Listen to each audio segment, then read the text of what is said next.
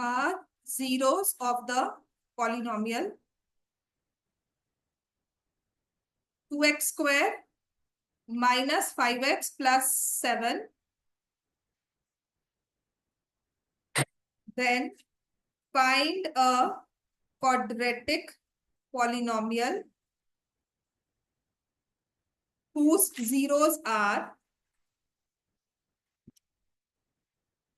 2 alpha plus beta and 2 beta plus alpha.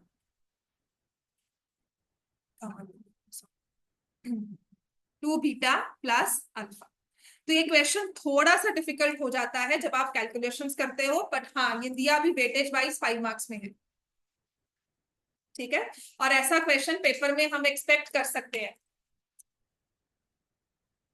ये question बिल्कुल paper में एक्सपेक्ट कर सकते हैं, ऐसा नहीं है कि नहीं आएगा। Alpha and beta are the zeros of the polynomial, लिखो are zeros of polynomial 2x square minus 5x plus 7. Then find the quadratic polynomial whose zeros are 2 alpha plus beta and 2 beta plus alpha. पहली चीज तो ना, जो हमारे पास ये quadrilateral है ना, इसको बोलते हैं मिसलीडिंग वाला क्वाड्रिलेटरल, क्योंकि लगता है फैक्टराइज हो जाएगा पर फैक्टराइज नहीं होता।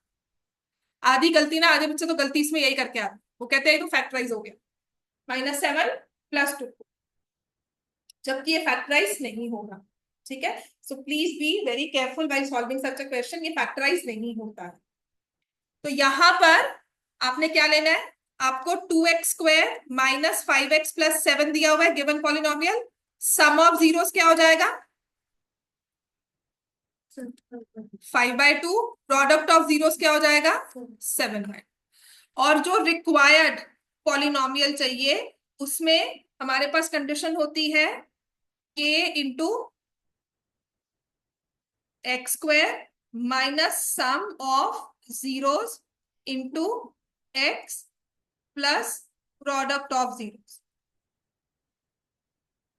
ठीक है ना, आप पहले ये स्टेटमेंट लिखोगे where k is any non zero real number. k को जीरो नहीं बनाना है, पूरी क्वाड्रेटिक इक्वेशन ही हमारी वो पॉलिनोमियल जीरो हो गया, वो नहीं करना है। सो k is any non zero real number.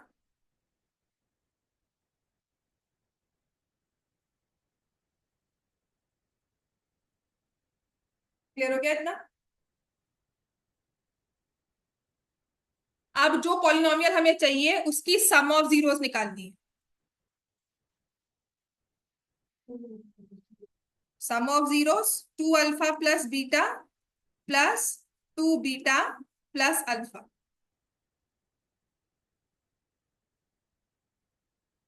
तो ये मेरे पास आ जाएगा 3 अल्फा प्लस 3 बीटा। अब क्या करना चाहिए हमें,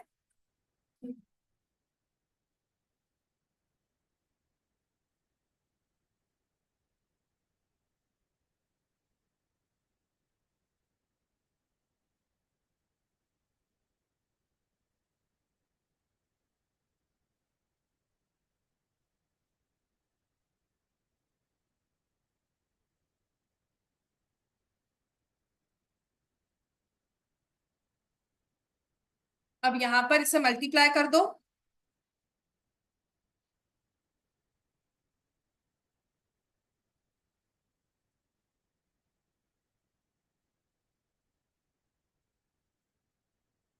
खुद सॉल्व कर रही हूँ कि सिर्फ देख के लिख रही हूँ? ये सॉल्व भी खुद कर, प्रोडक्ट ऑफ जीरोस मल्टीप्लाई भी खुद कर।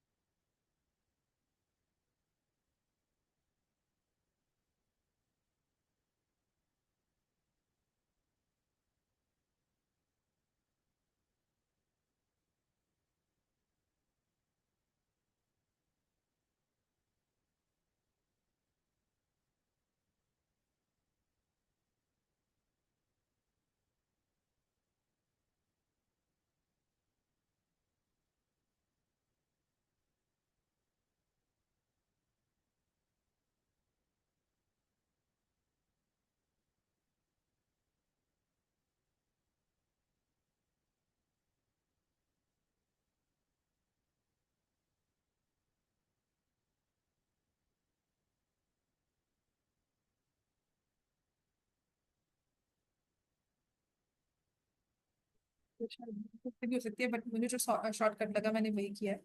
2 alpha square plus 2 beta square है ना। Let me see. 5 alpha beta +2 alpha square plus beta square, यही है ना।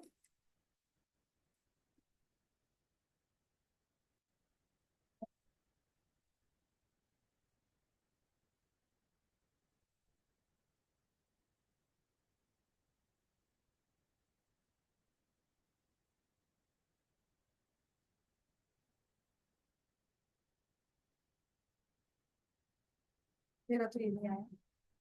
5 अल्फा बीटा +2 अल्फा बीटा का होल स्क्वायर -4 अल्फा बीटा हो जाएगा। Alpha square plus beta square क्या होता है? अल्फा प्लस बीटा का होल स्क्वायर -2 अल्फा बीटा, वो फर्दर 2 से मल्टीप्लाई हो रहा है, तो -4 हो गया ना, है ना। तो ये 5 अल्फा बीटा और -4 अल्फा बीटा क्या बन जाएंगे? +Alpha beta. तो अल्टीमेटली ये जो हमारा पूरा फॉर्मूला है, ये सॉल्व होकर हो जाएगा 2 टाइम्स अल्फा प्लस बीटा का होल स्क्वायर प्लस अल्फा, है ना। इसको अगर मैं यहाँ पर अब क्या होता है, यहाँ पे 5 अल्फा बीटा लिखा, 2 अल्फा प्लस बीटा का होल स्क्वायर -2 अल्फा बीटा, या तो यहीं पर आप वैल्यूज पुट कर दो। अब मुझे पता है कि फालतू कैलकुलेशंस क्यों इतनी लंबी चौड़ी बढ़ानी हमने, है ना। यहाँ पर भी मुझे सेम टर्म दिख रही है, यहाँ दिख रही है, तो मैं मल्टीप्लाई कर देती हूँ। So I get 5 alpha beta +2 alpha plus beta का होल स्क्वायर -4 अल्फा बीटा। तो ये हो जाएगा 2 अल्फा प्लस बीटा का whole square plus alpha beta.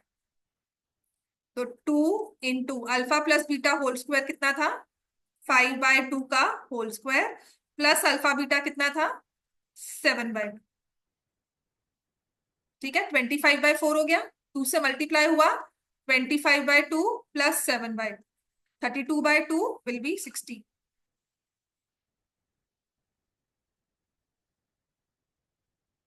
इस पेपर में बिल्कुल आ सकता है, क्योंकि 2 पेपर ना लगातार आपके वही क्वेश्चन आ रहे हैं। Show that the verify the relationship between coefficients and the zeros.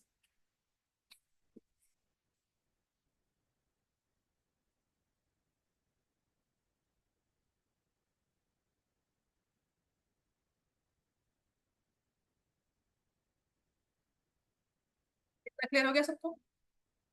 गुरमुख में आज नहीं है ना,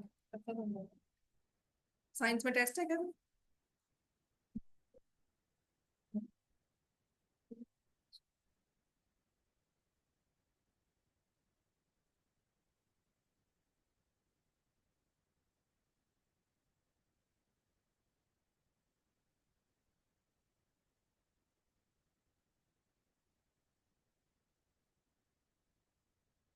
तो हमने सर्कल्स कल स्टार्ट किया था, सर्कल्स की थ्योरम हमने की थी, है ना। सर्कल्स तो खत्म करें, एरियाज ऑफ सर्कल भी हो जाएगा, आप सिलेबस होना ही है। सर्फेस एरिया बाकी सब करवा दिया हुआ है। पता क्या है, मैं चलूंगी इसी फॉर्मेट से, अब सर्कल्स खत्म करेंगे, है ना। उसके बाद हाँ, हमारे स्कूल में हो गया ना, अब सर्कल्स खत्म करेंगे, अच्छे से रिवाइज कर लो सारा। उसके बाद फिर then will move to areas of circle, वो अच्छे से करवाऊंगी। उसके बाद सर्फेस एरिया, तो महीने में आराम से काम होता है। अब सबने सिलेबस कंप्लीट करवाने हैं, आपके वीकली जो थोड़े बहुत है वो थोड़े बहुत आपको पार करने हैं। देख, मेन अपनी जो नजर रहेगी वो दिसंबर एग्जाम्स हैं, थोड़े अच्छे मार्क्स उसमें आ जाए, थोड़ा बूस्टअप हो जाता है ना। एंड प्लस हमारा जो मेरा मेन टारगेट होता है वो बोर्ड्स है, आपकी फाइनल परफॉर्मेंस बोर्ड्स में आती है। और ऐसे भी बच्चे रहे हैं कि दिसंबर प्री बोर्ड तक कितने नंबर नहीं आए, 60 में ही घूम रहे थे और बोर्ड्स में नंबर आ गए। ठीक है, तो फाइनल अपना बोर्ड को ही रखना कि बोर्ड में अच्छा करना है, राइट। और ऑब्वियसली हाँ, इनमें जो हमारे टर्म एग्जाम्स हैं इनको भी हमें ठीक रखना है, ऐसा नहीं है कि बिल्कुल उनको छोड़ दें। ये थोड़े प्रैक्टिस वाले हो जाते हैं और ईगो थोड़ी बूस्ट हो जाती है, इनके साथ अच्छे मार्क्स आ जाते हैं। ठीक है, हमारा पेपर ये रहा होगा यहाँ पर सीएम तुम्हारा ही है, गाइड तुम्हारा ही है। चलो, सर्कल्स का हमने फर्स्ट एक्सरसाइज कंप्लीट की थी।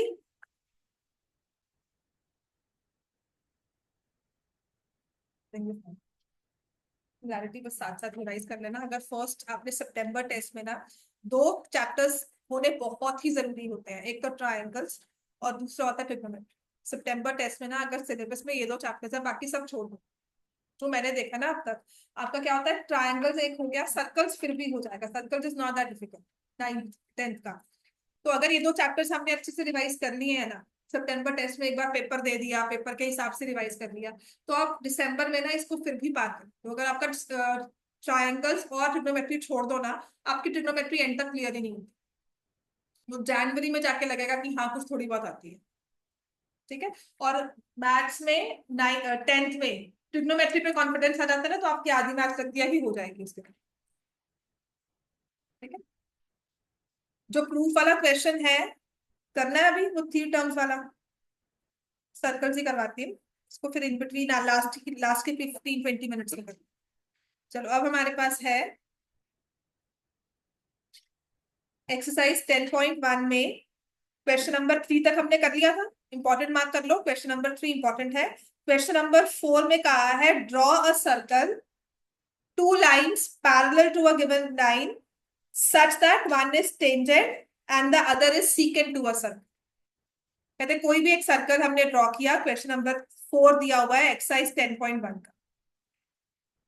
ठीक है, एक्सरसाइज 10.1 क्वेश्चन नंबर 4। तो इसमें हमें कहा गया है कि कोई भी एक सर्कल ड्रॉ करो, सर्कल ड्रॉ कर दिया।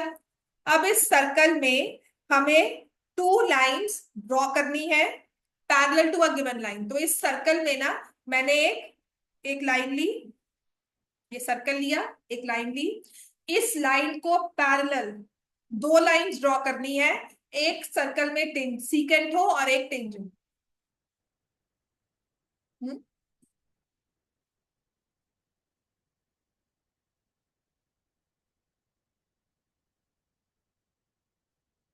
पैरेलल ड्रॉ करना है,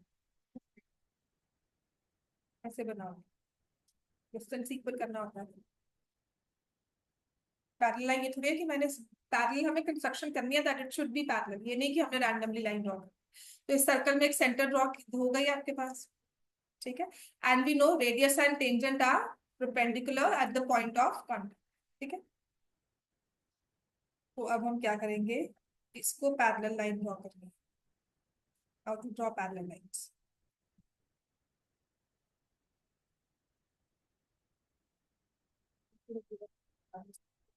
अगर तो मैं सर्कल के अंदर ले जाऊँ फिर तो मैं बहुत ही ड्रॉ करूंगी, तो सीकेंट ही बन गई है।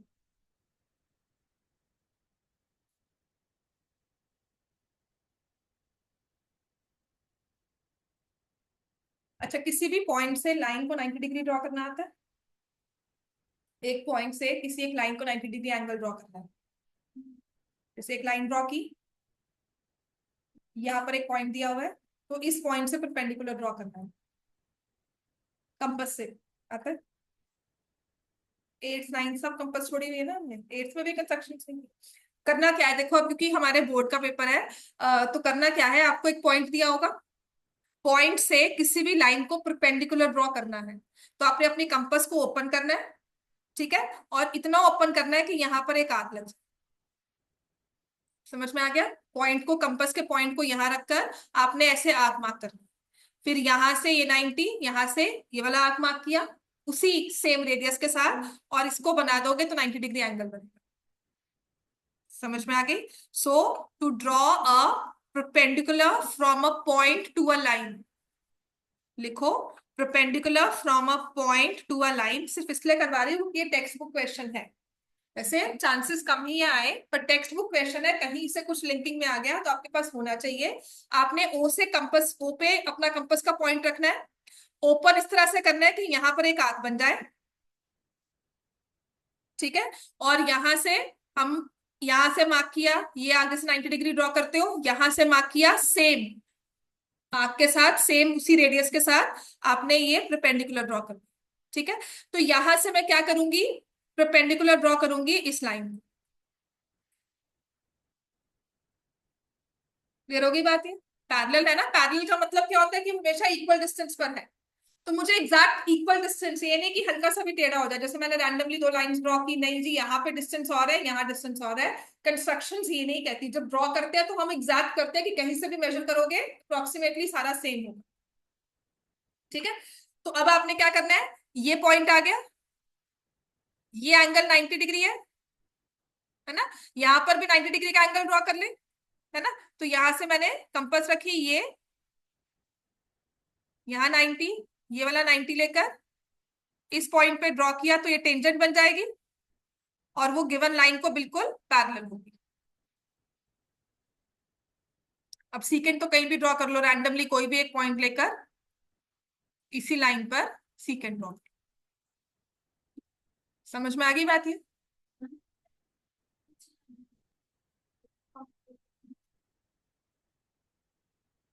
परपेंडिकुलर, मैंने पहले तो एक पॉइंट से लाइन पर परपेंडिकुलर ड्रॉ किया, लाइन पर परपेंडिकुलर नहीं ड्रॉ किया। मैंने कहा कि ये गिवन पॉइंट है, ऑल्टीट्यूड ड्रॉ करना है बेसिकली, ठीक है ना।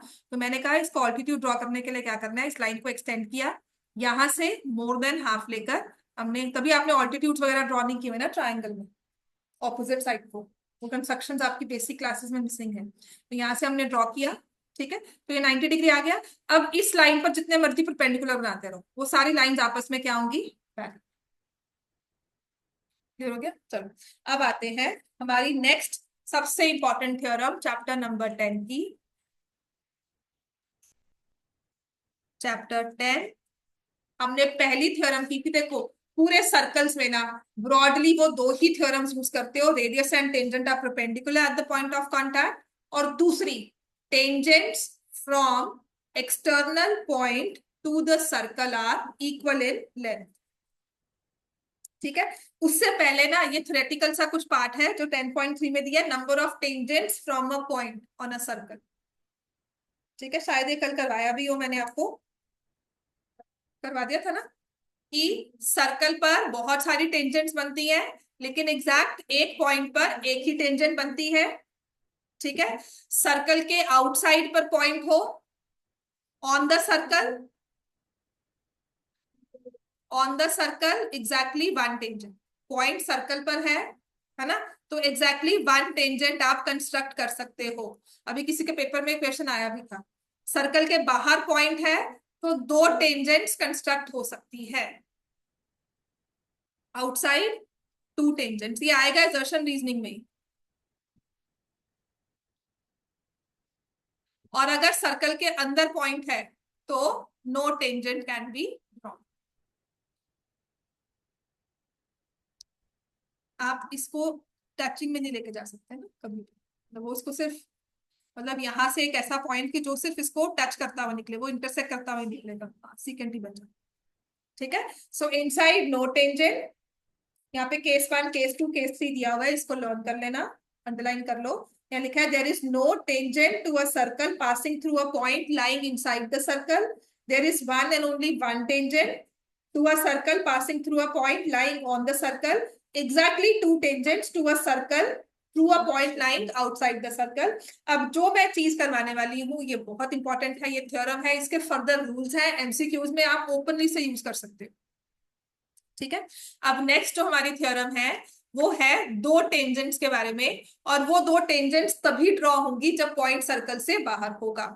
ठीक है, तो नेक्स्ट है हमारा थ्योरम 10.2। इसके जो फर्दर रूल्स मैं याद करवाऊंगी, प्लीज उन्हें याद रखना। आपका पूरा सर्कल का चैप्टर ना इन्हीं सब रूल्स के साथ ही टिका हुआ है, बस इसमें और कुछ नहीं आएगा। एक दो रूल्स एक्स्ट्रा है जो आपके सिलेबस में नहीं है, पर एग्जाम्पलर में वो क्वेश्चंस हैं, मैं आपको करवा दूंगी। ठीक है, which says tangents drawn from an external point to the circle are equal, जिसे हम लिखते हैं tangents from external point to the circle are equal।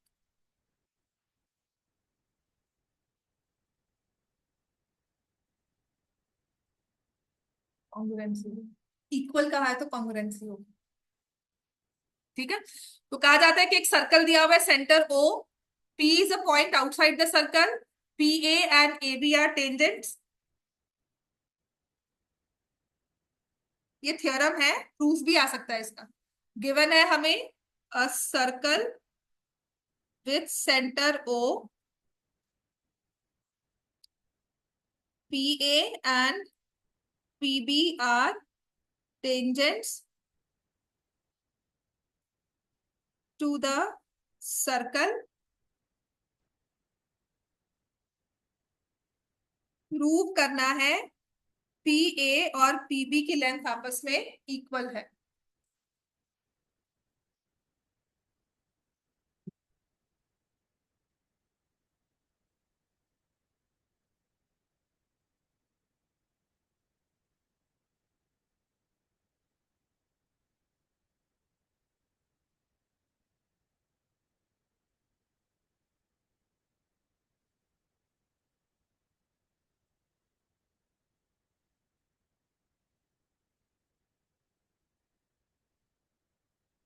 Q circle के साथ तो यही रहेगा ना। हाँ यहाँ पर ले लिया, हाँ ठीक है। लेंथ ऑफ टेंजेंट से सेम आ सकती है। हाँ।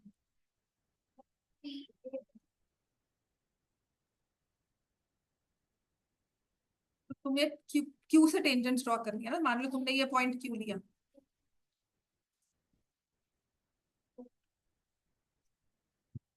एक टेंजेंट। हाँ। नहीं, ये फिर हमें प्रॉपरली प्रूव करना होगा। ये कंडीशंस डिपेंड करता है कंडीशन पर। ठीक है ना।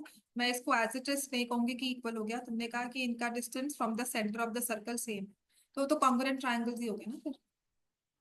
तुमने इसको ओपी को ओक्यू को सेम रखा, रेडियस भी सेम है, तो कॉन्ग्रुएंट ट्रायंगल हो गए।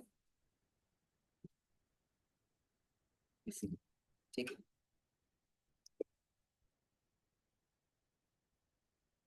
क्लियर हो गया इतना? राइट, आप कंस्ट्रक्शन लिखो। Join OP O A and ओ।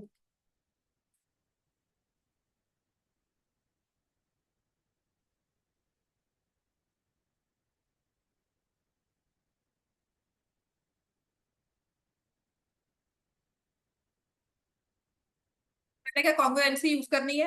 दो ट्रायंगल्स है अपने पास जिसमें कॉन्ग्रुएंसी लगेगी, कौन से हैं वो? एओपी एंड बीओपी, है ना। कॉन्ग्रुएंसी लगानी है।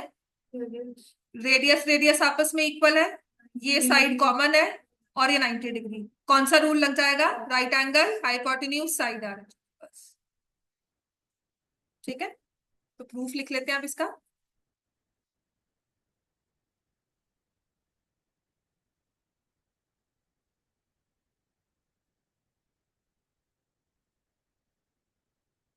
इन ट्रायंगल, मैं लिख रही हूं P A O and triangle P B O, AO is equal to BO, radii of the same circle. OP is equal to OP, common. Angle PAO is equal to angle PBO. Radius and tangent are perpendicular at point of contact.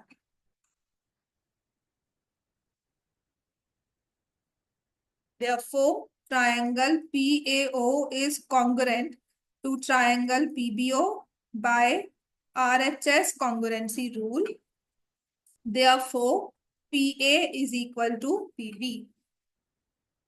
अब ये तो हमने सिर्फ theorem में prove किया है कि length of tangents from external point are equal. अब जब ये क्वेश्चन आएगा ना कभी भी, तो आप इस ट्रायंगल को एसएसएस से प्रूव कर सकते हो। थ्योरम के लिए मैंने लेंथ ऑफ टेंजेंट प्रूव किया। कोई भी क्वेश्चन आएगा ना जहां पर टेंजेंट और एक्सटर्नल पॉइंट दिया हुआ है, मेरी थ्योरम है ना, मतलब ये रूल मैं आंखें बंद करके कहीं भी यूज कर सकती हूँ। उसके बाद सिर्फ इसी थ्योरम में हम आरएचएस लगाते हैं, बाकी सभी में एसएसएस करके ट्रायंगल्स को कॉन्ग्रुएंट कर सकते हैं। ठीक है। अब जो इसके बाद वाले दो रूल्स है ना, आपके इसमें पॉइंट्स बनाकर भी दिए हुए हैं, इसमें ना एमसीक्यू क्वेश्चंस बहुत आते हैं इन दोनों से ही, तो वही आप देखेंगे। हम इसमें रिमार्क्स करके दो लिखे हुए हैं। पहली बात तो जो हमारा ये क्वाड्रिलेटरल आ गया, देखो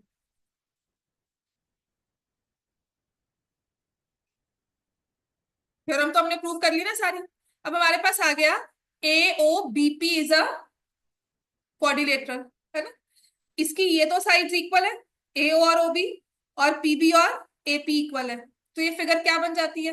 काइट। क्वाड्रिलेटरल है, इसको नेम देंगे तो काइट बनेगा। ठीक है ना। तो ये जो फिगर है ना काइट की फिगर, ये आपने जब दो सर्कल्स इंटरसेक्ट कर रहे थे वहां पर भी आपने की थी ऐसे, नाइन्थ में बहुत बार की थी, है ना। और काइट की एक प्रॉपर्टी होती है, longer diagonal bisects the shorter diagonal. तो जो distance to the centre to the external point होगा ना, from centre to external point, और ए बी जो होती है वो कॉर्ड होती है, पॉइंट ऑफ कॉन्टैक्ट पे हमने कॉर्ड बनाई। ठीक है। तो ए बी जो कॉर्ड है, chord A B is bisected by line joining center and external point by line joining external point and centre. ठीक है, ये प्रूव भी करना है हमें। एग्जाम्पल 3 में हम इस चीज को प्रूव भी करेंगे प्रॉपरली। इसका प्रूफ लिखकर आई विल शो कि कैसे ये हुआ है। लेकिन जब आपका एमसीक्यू आएगा आपने ये मानकर चलना ही है। एमसीक्यू में कोई प्रूफिंग नहीं है, कुछ नहीं लिखना कि हमें पूरा एक टू प्रूफ करके उसको लिखना है। एमसीक्यू में हम ये इनहेरेंट लेके चलते हैं कि ये भी दो हिस्से हो गए हैं। क्लियर हो गया? राइट। अब दूसरी चीज जो लेनी है, अब इसका भी एक क्वेश्चन बनकर आएगा। ये एंगल 90 है, ये भी एंगल 90 है ना? ये दो ऑपोजिट एंगल्स हैं, तो ए ओ ए पी बी क्या बन गया? Opposite angles. अगर 90 डिग्री, अगर सम 180 डिग्री बन गया, ये 90 है और ये भी 90 है, तो ऑपोजिट एंगल्स क्या हो गए? सप्लीमेंट्री। तो जो ये फिगर है ये क्या बन जाती है? A cyclic quadrilateral. This is also a cyclic quadrilateral. और आपका प्रूफ पता किसका आता है? कि जो पॉइंट ऑफ कांटेक्ट और रेडियस, दो पॉइंट ऑफ कांटेक्ट है ना, वहां पर हमने रेडियस ड्रॉ की, तो एंगल एओबी और एक एक्सटर्नल पॉइंट के साथ एंगल बना हुआ है पॉइंट ऑफ कांटेक्ट का, एंगल ए पी बी। इसका ना एमसीक्यू आता है कि ये दो एंगल सप्लीमेंट्री है। ये हमारा एक्सरसाइज का क्वेश्चन भी है प्रूव करने वाला, और इसको हम एमसीक्यू फॉर्म में भी बहुत बार यूज करते हैं।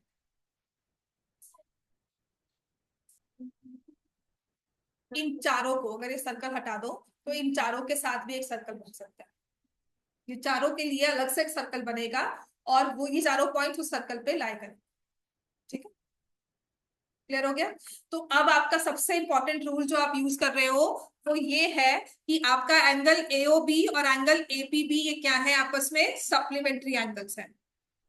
ठीक है, तो जो ये हमारे पास है क्वेश्चन नंबर 10, एक्सरसाइज का क्वेश्चन नंबर 10, यही क्वेश्चन है। और वो स्टेटमेंट ऐसे दी हुई है, समझ नहीं आता लिखा क्या होगा।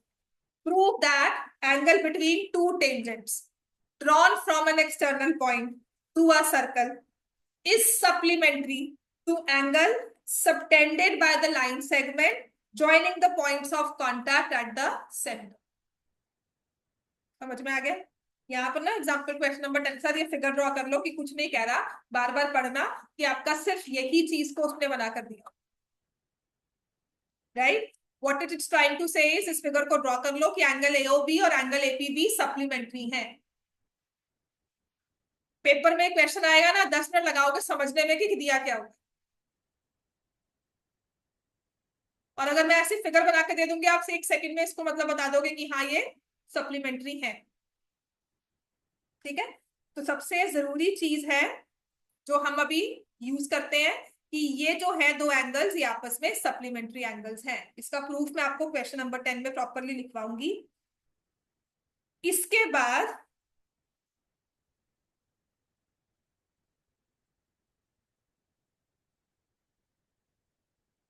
आपने ये प्रूव कर दिया कि ट्रायंगल पीएओ और ट्रायंगल पीबीओ आपस में कॉन्ग्रुएंट है, तो ये एंगल इसके इक्वल हो गया, है ना?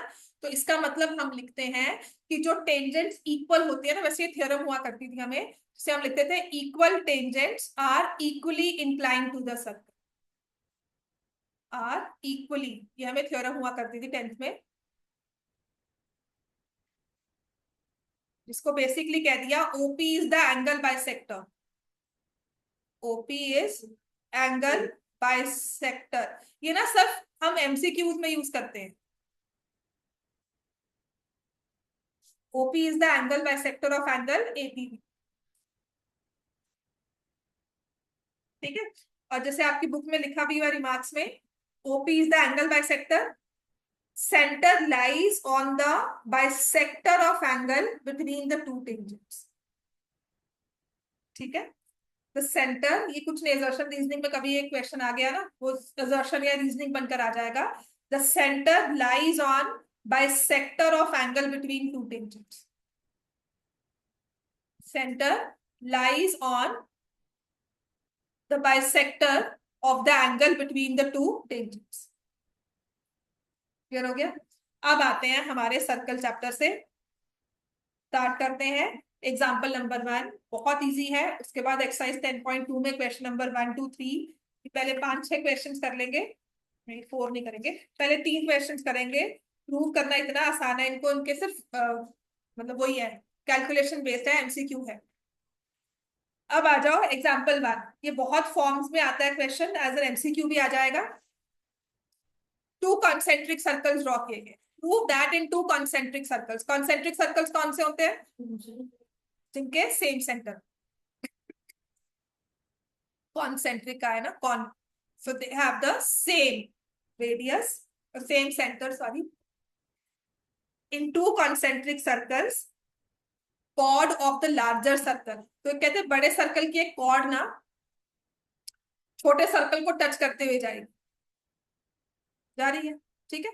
Cord of the larger circle which touches the smaller circle,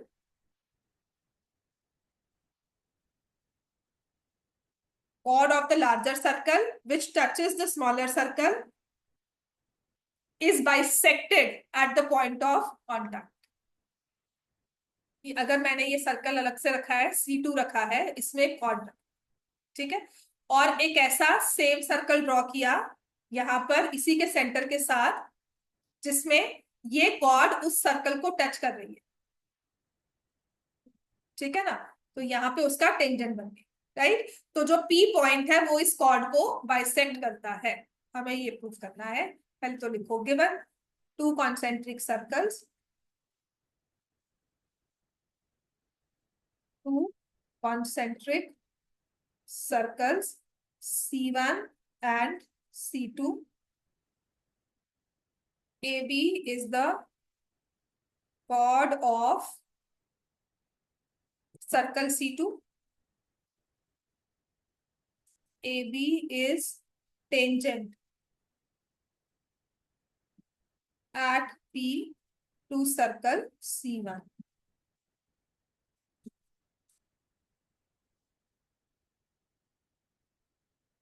तो प्रूव कर दिया। कंस्ट्रक्शन में हमारे पास सेंटर होगा, तो join OP,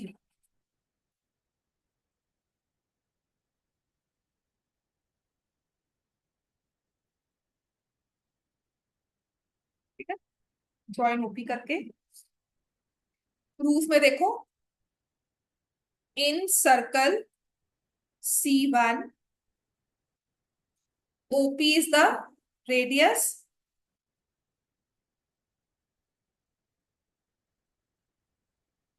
AB is tangent at P।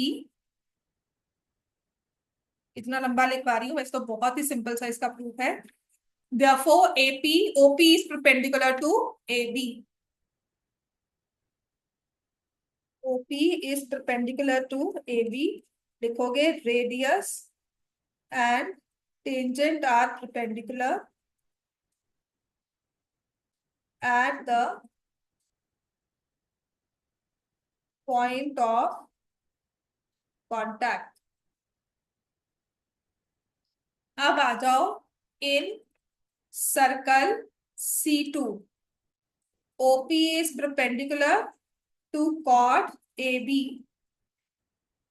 हाँ जी, कॉर्ड को एक परपेंडिकुलर ड्रॉ किया है फ्रॉम सेंटर, तो अब आ जाएगी हमारी 9th class, perpendicular from centre bisects the cord.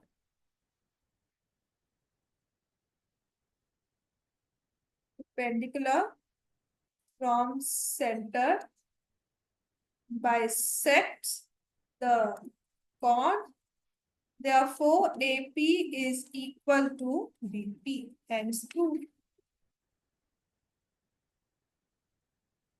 समझ में आ गया? एक्सरसाइज 10.2 क्वेश्चन नंबर 1 2 3 स्टार्ट कर दो।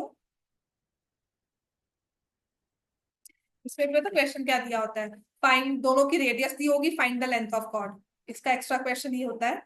इसी को लिख लो, चलो प्रूफ लिख लिया इसका, इसी को हम आगे एक्सटेंड कर लेते हैं। कर दो ये जरा।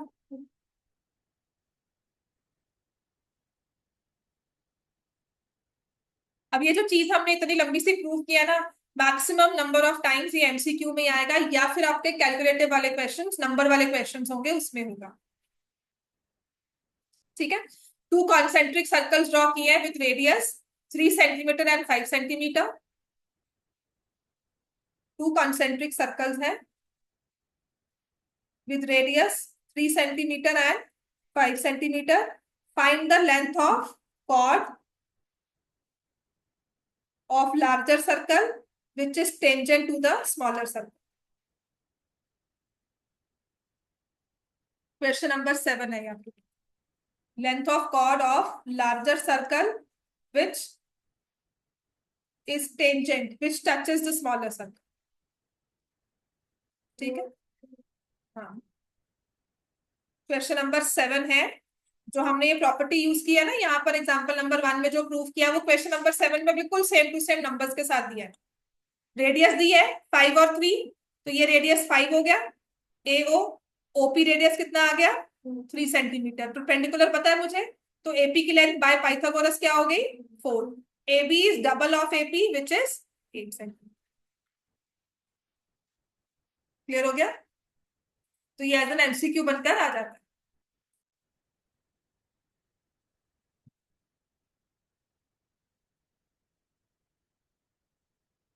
क्लियर है इतना. Exercise 10.2 question number 1. क्वेश्चन 7 हो चुका है आपकी बुक का. ठीक है. Exercise 10.2 question number 1.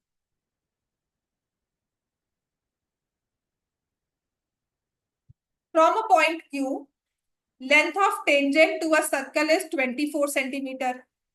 Distance of Q from the center is 25. From a point Q, length of tangent to the circle is 24.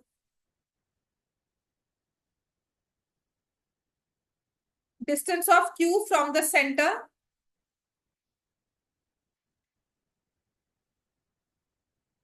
is 25 centimeter. Find the radius of the circle. बस right angle जहां बनता है वो ध्यान देना है. Right angle radius और tangent के बीच में बनेगा. तो 25 इज द हाइपोटेन्यूज. माइनस 24 का स्क्वायर करोगे, माइनस करोगे 25 माइनस 24 इंटू 25 प्लस 24, इसका स्क्वायर रूट कर दिया, ये 1 इंटू 49 हो गया विच इज 7. ए पार्ट इसमें हम ऑप्शन मार्क कर दें. हमारे मैथ्स के पेपर मिल गए नहीं मिले स्कूल में. तुम नहीं जा रही हो, बाकी सबसे पता लग रहा है. Question number 2.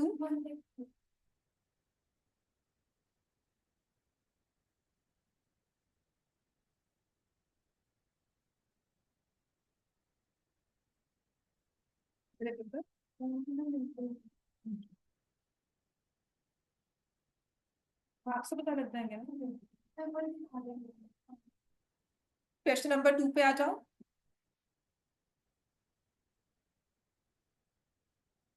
TP and TQ are two tangents to circle with center O such that POQ is 110. PTQ इस सच में एज अ MCQ पेपर में आता है. आपको POQ दिया हुआ है सप्लीमेंट्री एंगल था.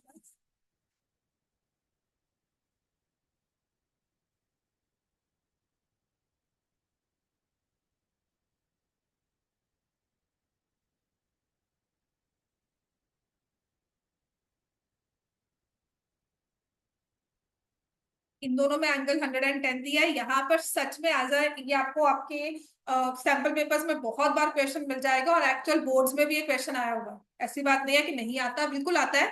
110 है, कुछ नहीं इसमें प्रूव करना, कुछ नहीं पता. सप्लीमेंट्री एंगल्स है 70 डिग्री. एंड बैक इन 2020 जब हमारे पास कंस्ट्रक्शन हुआ करती थी तो इसी रूल के साथ हम लोग टेंजेंट्स कंस्ट्रक्ट करते थे. ठीक है. हमें एंगल बिटवीन टेंजेंट्स कहा जाता था, दिया हुआ है 60 degree. Now draw the two tangents.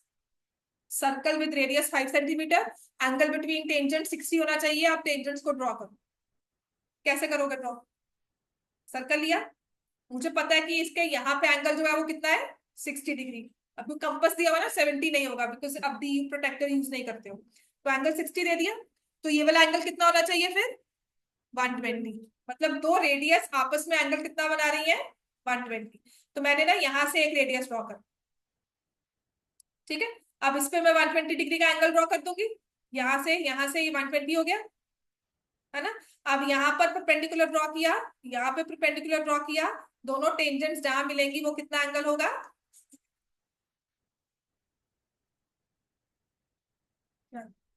ये सब करके तुम्हें सब याद रहता था, तो एक्चुअली आप कंस्ट्रक्शन करके जब उसे प्रूव कर रहे हो, सब ड्रॉ कर रहे हो, when you actually draw the figure you understand many things, कि परपेंडिकुलर पॉइंट से आया तो वो परपेंडिकुलर एक ही होगा, मल्टीपल नहीं होंगे। ठीक है, सर्कल का सर्कम सेंटर एक ही होता है, सर्कम सर्कल कब बनता है हमें क्यों याद है? क्योंकि हम कंस्ट्रक्शंस करते थे। आई स्टिल रिमेंबर बोर्ड्स में एक क्वेश्चन था, इन सर्कल ड्रॉ करना सबसे मुश्किल काम था, सर्कम सर्कल ड्रॉ करना आसान होता था।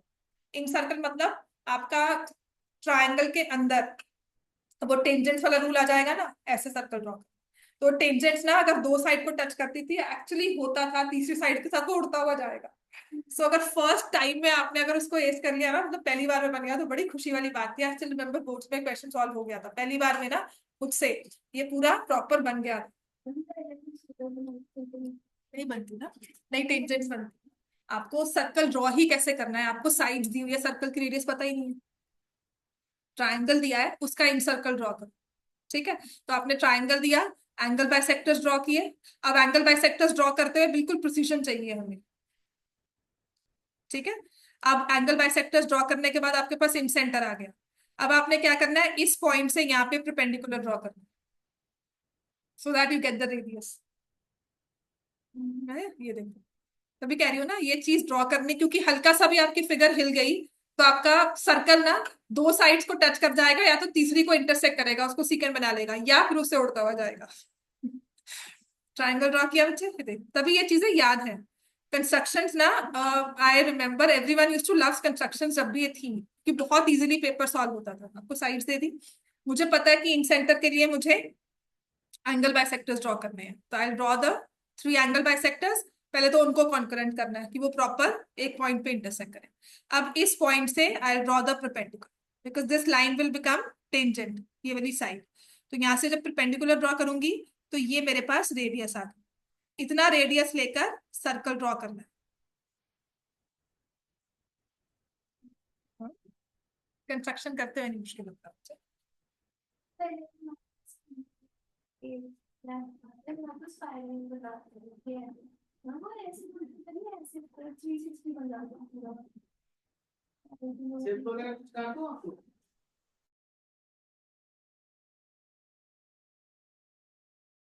Number 3, if tangents PA and PB from a point P to circle O, चलो करो। इसके बाद ना थोड़े एक्सरसाइज ही करवाऊंगी, प्रूफ वाले क्वेश्चंस भी करवाऊंगी। ठीक है, इसी के ना जो सॉल्विंग वाले क्वेश्चंस है, पूरी वर्कशीट दूंगी इसकी, और वही क्वेश्चंस करेंगे जो टेंजेंट्स वाले नंबर क्वेश्चंस होंगे, न्यूमेरिक क्वेश्चंस। चलो, PA and PB are tangents from a point P to a circle with center O are inclined at an angle of 80 degrees। ये बिना फिगर के क्वेश्चन आएगा, है ना। और टेंजेंट है P A P B, inclined to each other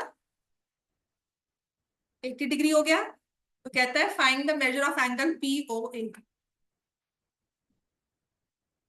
ये centre ओ हो गया,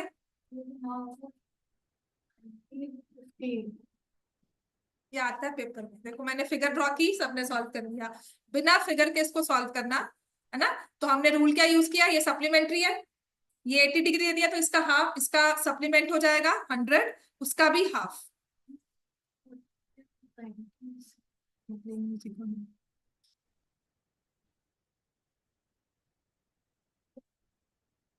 ये ना एक्चुअली इसने एआई एनेबल कर दिया है Zoom में, तो वो अपने आप से कुछ ना कुछ पिक करेगा, and I don't know what it set a professional audio audio settings.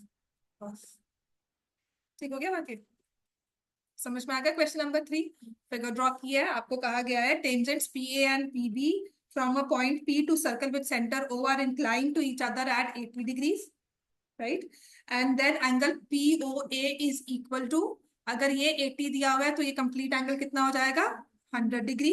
100 का हाफ, क्योंकि ये एंगल बाइसेक्टर होता है, आपने कॉन्ग्रुएंट प्रूव भी किया हुआ है, एंगल बाइसेक्टर नहीं भी याद है तो ये हाफ हो जाएगा 50।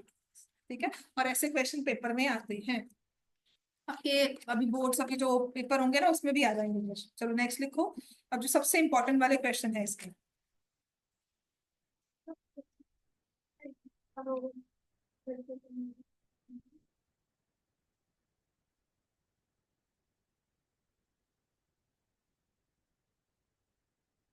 सकता है क्यों होगा, क्योंकि यहाँ पे एंगल ना सेमी सर्कल इज 90, पर ये सेमी सर्कल इसके साथ में ठीक है। क्योंकि angle in semi circle 90 degree.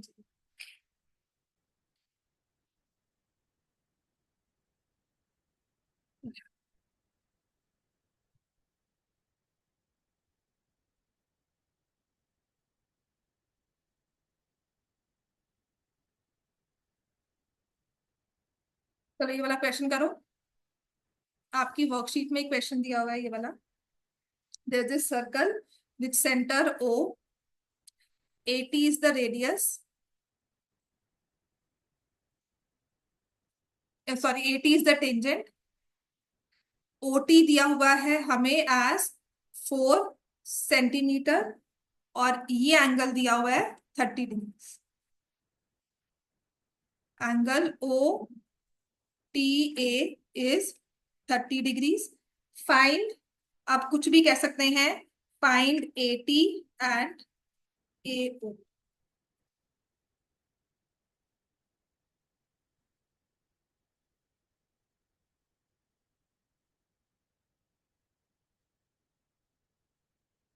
आधी चीज तो समझ नहीं पाते, मतलब इफ यू अंडरस्टैंड ट्रिग्नोमेट्री से होगा, ट्रिग्नोमेट्री से ही होगा ये, अदरवाइज होगा ही नहीं। आपने इसको ज्वाइन किया, 90 डिग्री का एंगल बन गया, ठीक है।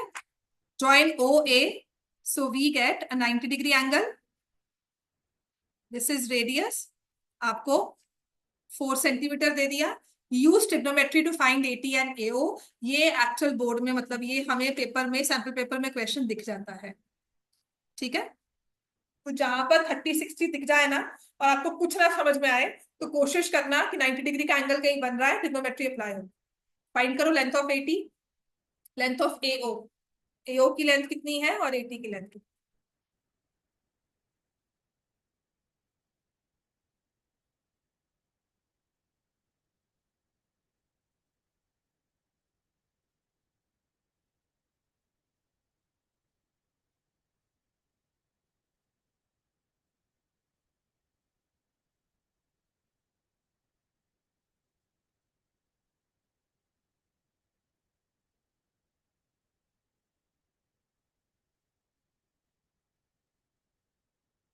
थर्टी के ऑपोजिट है ना, तो r upon 4 is sine 30 which is 1/2। तो रेडियस कितना हो गया, 2 सेंटीमीटर।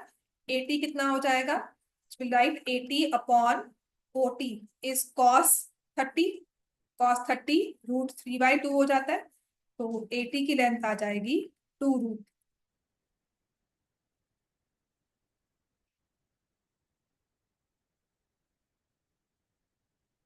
क्लियर हो गया इतना।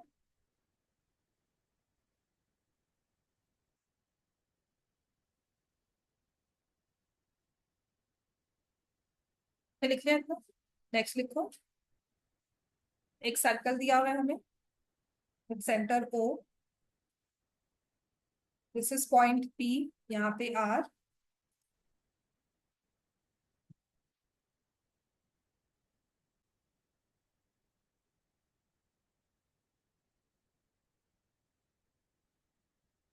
P R is the tangent. जो ये एंगल दिया हुआ है, दिस इज 50 डिग्रीज। तो they say find angle PO Q.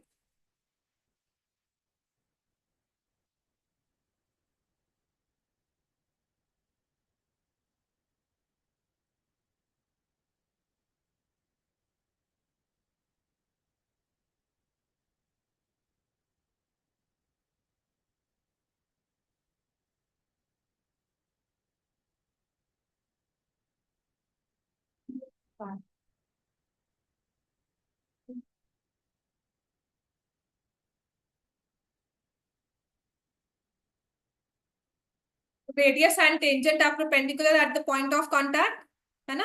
तो जिसमें से ये बचा हुआ एंगल कितना है, 50। तो ये जो एंगल ओपी क्यू है, ये कितना हो जाएगा, 40। Now this is an isosceles triangle. ये एंगल भी कितना हो गया, 40 degree. So angle sum property के साथ ये एंगल कितना आ जाएगा। अच्छा, एक अनऑफिशियली ना आपको एक रूल करवाऊंगी, जिसे बोलते हैं angles in alternate segment.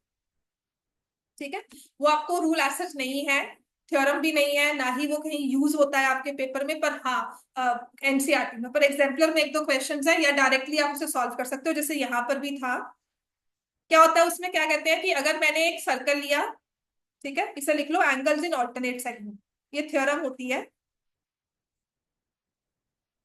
Angles in alternate segment tangent के साथ ही बनता है, राइट। तो what does this angle theorem says, ये ना काफी बार आपको हेल्प करेगा कभी अगर आप सैंपल पेपर सॉल्व करो। देखो बोर्ड एक बैलेंस पेपर आता है, हो सकता है ये चीज वहां पे यूज हो चाहे ना हो, पर अदर वे राउंड भी इसे प्रूव कर सकते हो। If I don't know this theorem, still I can prove, I can find the angles, but if I know this theorem solve करना थोड़ा आसान हो जाता है। कहते हैं कि हमने एक सर्कल को टेंजेंट ड्रॉ की एट एनी पॉइंट, मान लो वो टेंजेंट है, पॉइंट ऑफ कॉन्टैक्ट पे है, पॉइंट ऑफ कॉन्टैक्ट पे मैंने एक कॉर्ड ड्रॉ की, ठीक है, पॉइंट ऑफ कॉन्टैक्ट से एक कॉर्ड ड्रॉ की एसी, राइट। इस कॉर्ड और टेंजेंट में एक एंगल बनता है, एक कॉर्ड के ड्रॉ करने से दो सेगमेंट्स बन जाती है सर्कल में, है ना, एक छोटी वाली सेगमेंट, एक बड़ी वाली। ऑल्टरनेट सेगमेंट क्यों कह रहे हैं कि कॉर्ड ने यहां पर ये एंगल ड्रॉ किया है, अब इसी कॉर्ड के एंड पॉइंट्स को सर्कल तक ले जाओ, इसी कॉर्ड के एंड पॉइंट्स को सर्कल तक हम ले गए, तो जो ये एंगल बना है कॉर्ड और टेंजेंट में, वही एंगल बनेगा ऑल्टरनेट सेगमेंट में by the chord. The rule says angle made by chord and tangent at the point of contact is equal to angle made by the chord in the opposite segment, alternate segment. ठीक है, इस वाले इस वाले part को छोड़कर जो हमने यूज किया, बाकी वाला कॉर्ड को लेकर एक्सटेंड कर दिया, तो यहाँ पर ये वाला एंगल इक्वल होगा। So angle C A B is equal to angle C A C D A, angle C A B is equal to angle C D A, ये हमारे लिए थ्योरम हुआ करती है। हाँ जी।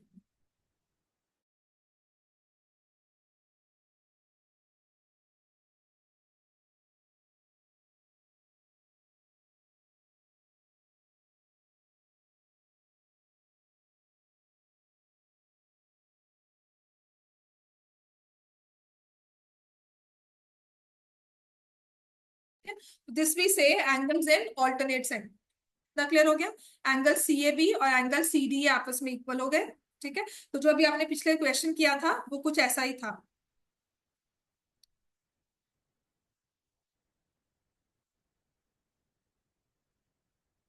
यहाँ पर एंगल बनाया, ठीक है, ये 50 था, इसी को फर्दर एक्सटेंड कर देते तो ये भी 50 हो जाता, और एंगल एट द सेंटर 100, ठीक है। वो भी एक वे है सॉल्व करने का, जैसे मर्जी सॉल्व कर लो, ठीक है। बाकी हम कल करेंगे, प्रूफ वाले क्वेश्चन स्टार्ट कर देंगे कल से।